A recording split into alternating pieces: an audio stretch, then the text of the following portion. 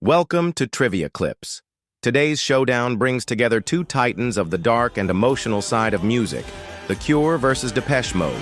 From gothic rock to synth-driven anthems, let's see how much you really know. Here's part 1. Let's dive in. 1. Which The Cure song opens with the line, "I've been looking so long at these pictures of you"?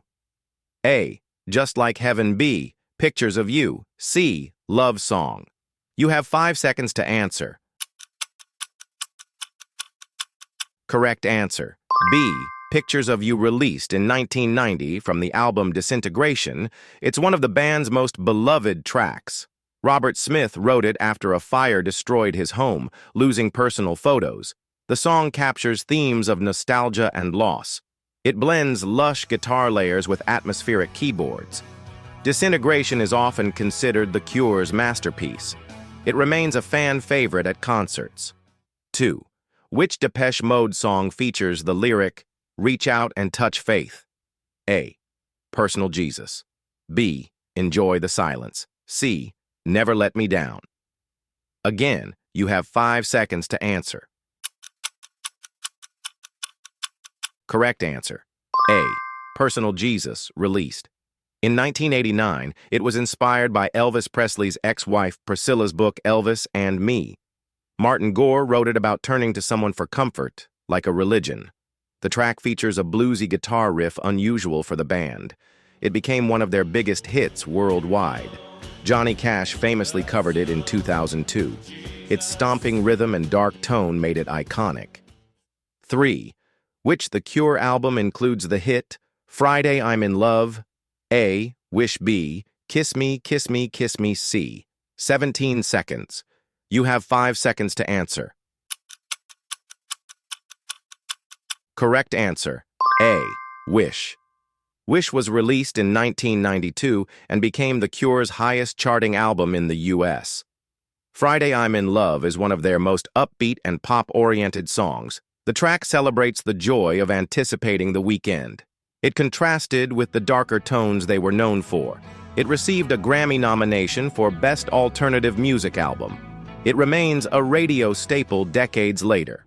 4th. Which Depeche Mode album marked Alan Wilder's last appearance with the band? A. Violator. B. Songs of Faith and Devotion. C. Ultra. You have 5 seconds to answer. Correct answer.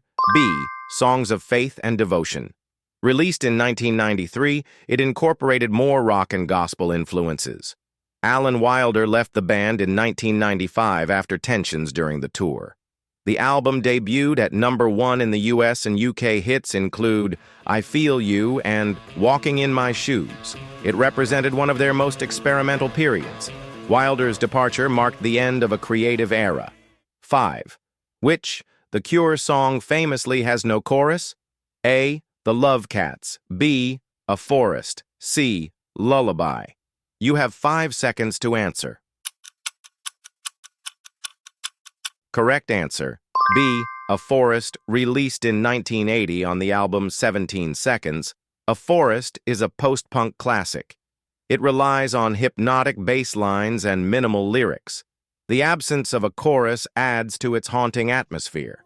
It was the band's first UK Top 40 hit. It's often performed in extended live versions. The song helped define the early gothic rock sound. 6.